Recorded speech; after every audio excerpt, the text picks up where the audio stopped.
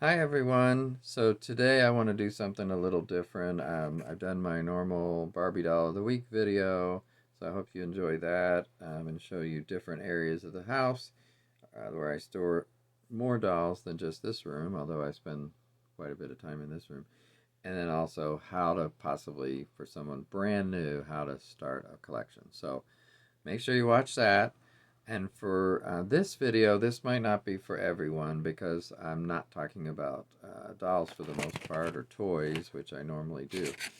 Um, what I want to talk about here is some more serious matters about the future and what we should all consider, but especially me. After the last few weeks, almost a month now, believe it or not, since my brother passed away at 55 years old, which is just so young. And I hate to even say that happened, but it did, and he's no longer with us, sadly. And my older brother, that was my younger brother. My older brother died even at an earlier age. So I don't want to dwell on that, but I've had unfortunately a good amount of loss in the last 8 years, losing three family members, and some people have had, believe me, a lot worse in a lot shorter time. So I don't want to make that sound like it's the worst. But I have to plan for my future, and that's what I want to focus on today. Is talking about some goals for the future. And people talk all the time about bucket lists. I hear that a lot ever since whenever that phrase became really popular in the last however many years. And I think it's great for people to think about things they want to do before they pass. And a lot of times they're very individual things, and I'm not here to judge them one way or the other. But for me, my sort of bucket list is pretty simple. I want to live to retirement because I know that sounds maybe melodramatic or dramatic, overly dramatic, but unfortunately, with some of the cards that I've been dealt as far as medical things over the years, and I don't want to get into all that, um, but my brothers had some of the same issues, although they didn't take care of themselves as well as they should have. And again, I'm not here to denigrate them, but when you know you have medical issues, and I found out at an early age in my 20s about some of these different issues, like for instance, that I'm diabetic, um, then you have to try to take the best care of yourself and do what you can to not have, um, you know, problems and not develop worse with like your kidneys, your vision, your heart, your. Now, my younger brother went blind a year and a half ago due to the lack of control of his diabetes.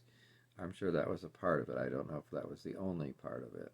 And I so wish that hadn't happened. His life got so much harder, and he really, in that last year especially, had such a hard time adjusting to suddenly being without vision. And he, due to his other disabilities, he was already rather limited in what he could do, but that made it so much worse. And he was working with local agencies to try to adjust, and he was better, but it was still took such a toll on him.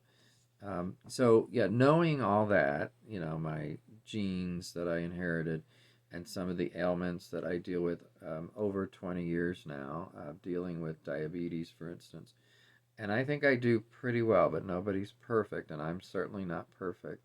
So first of all, my goal is to outlive my father. My father passed when he was 64 years old, and sadly, just looking at when the men in our family have passed, only one has lived to his 70s. That from these three generations that I'm talking about, and both my grandfathers were gone by the time I was born. I don't know without looking how old they were, but not that old.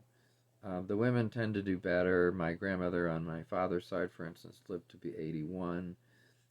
So I want to, first of all, you have to have goals. My first goal was to live past 55, and I'm about, in 1 week, I will turn 57. And I'm so glad to be able to say that. And so, first of all, I want to get to 60. That's 3 years off. And then, if I get to 65, I've lived longer than my father. So that's that next goal. Um, and the other big goal for me, speaking of bucket list, is to be able to retire. Because if you think about it, neither of my brothers lived to actual retirement age. And I'm just meaning 62, by the way, like early retirement. And that to me is just so sad. Now, Rick, my younger brother, was able to, use some of the money he would have put into the system by being on disability for the last, I don't know, at least 8 years, I would say, about 8 years. And so that's good that he at least was able to use it. But in the meantime, his life was so limited, and I don't want that to happen to me. So that's why I try as best I can and use the doctor's advice, follow the doctor's advice, and take the medicines, etc., and eat the best I can. Um, but the other thing is, I want to retire. I've worked at this point 40 years of my life, actually, probably 41. And of course, some of that early on was part time, but most of that has been full time. And I haven't had many breaks in between. When I was unemployed in late 2018, early 2019 for some months, that was the only time in my whole adult life where that was the case. So I don't really count that. And there was a lot of stress involved with being unemployed. And yes, I did have savings, and yes, I did have money from my company that I left. So I would have never left had it been, had I not had that to help out. But it was still stressful until I found something that I'm currently at, my current job. Back in May, I started of 2019. So next year will be 5 years next May, 6 months from now. Hard to believe it's been that long already. But also, so I want to retire when I get to 62. That's 5 years and 1 week away. Not that I'm counting.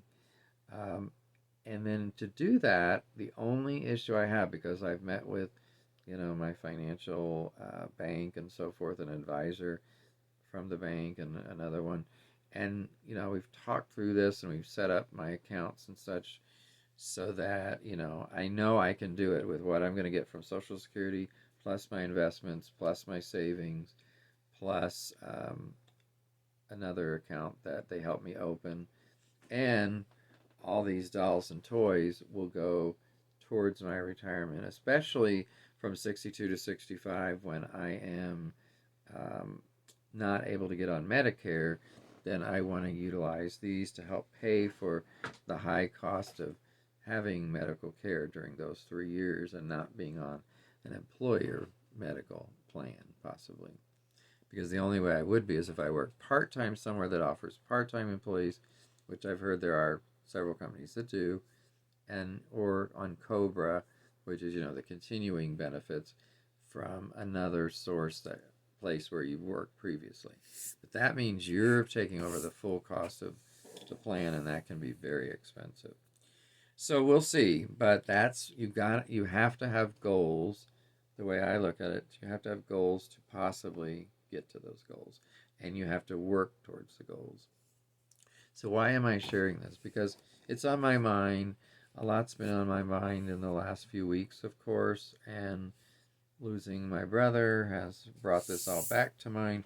But even before that, that's something I've been working on, planning. That's why I've been working with the financial people to make sure that I'm ready in 5 years to stop working full time at least. And then one of my sort of side gigs while in retirement will be to really, really downsize this collection. Now, I do that a little all the time, but I'm also buying here and there, so it really tends to equal out. But, like I did sell several totes of toys in the last year, not necessarily dolls, but other figures and things that I had, like superhero figures. So I did pretty well on that, and that went into my savings towards retirement. So yeah, I'm certainly doing what's necessary. But I have to be honest and tell you that it's a really big fear of mine that I could not make it to 62 or not make it to 65. And I want to think positively and um, hope that, of course, I do. And that's my goal and my aim. But we don't know we never know when our last day on this earth is, and I'm not trying to be depressing, and I hope this doesn't come across as so sad or anything. That's not what I mean. But I mean, we all have to plan, and as we get older, and like I said, I'm about to turn 57. That's actually pretty young. I don't look at that as old. But as we get older, I'm not 37 anymore. Or when I moved into this house, I was 41. 41, 57, there's a big difference, I think. And we all start feeling it in different ways. And one of the things I may or may not have shared is one of the issues I deal with every day are back issues. And those create a lot of problems. And sometimes my back actually goes out. That is due to a car accident that I was in years ago and the arthritis that set in after that.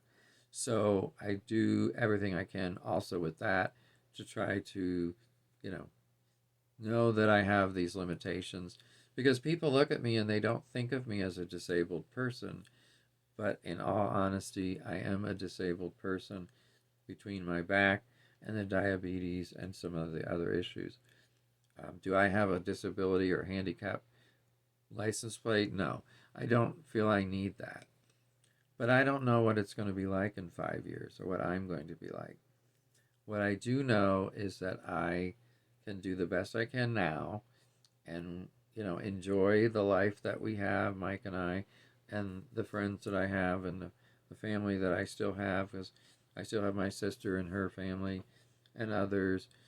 Um, but it's honestly not the same when you lose, especially, my younger brother and my mom. I was very close to them, and probably closer to them than anyone in my family. So now that they're both gone, it is a missing piece of my life, honestly, and I have to adjust to that.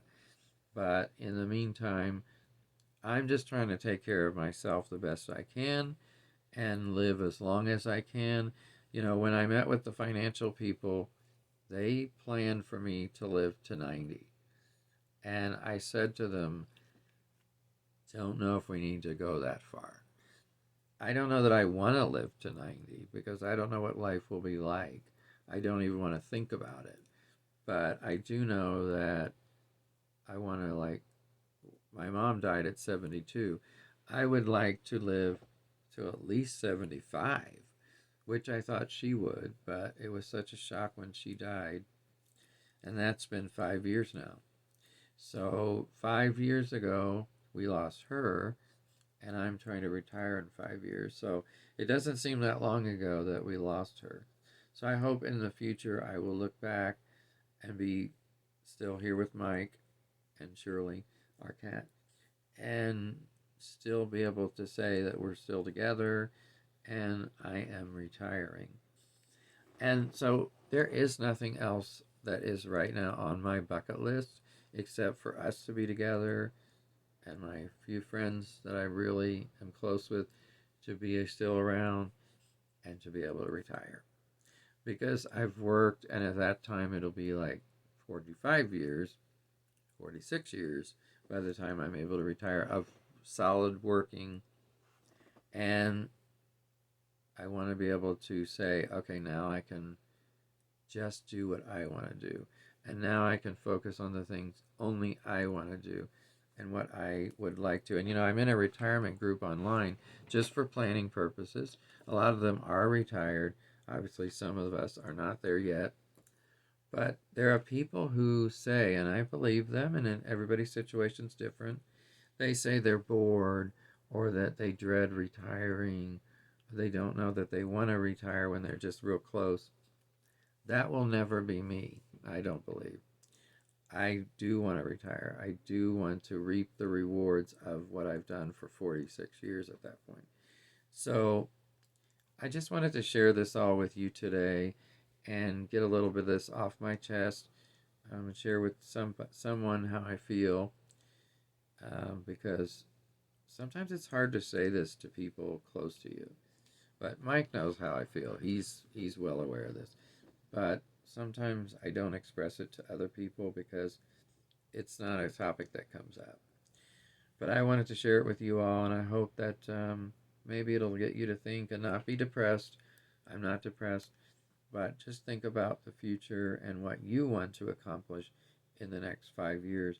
For me, that's what I want to do, is finish my work career and go on to the next stage in life and be able to enjoy that. So I hope that makes sense. And in the meantime, everybody, please take care.